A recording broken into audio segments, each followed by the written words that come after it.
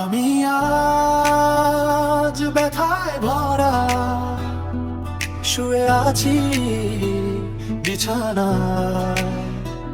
হয়তো আছে দুর্যোগ, হয়তো আছে অজানা বেদনা, কিন্তু আলোর বিশ্বাস আছে। আমি জানি পথে দুঃখ কাটিয়ে আবার উঠবো নামাজের দোয়ায় ঘিরে।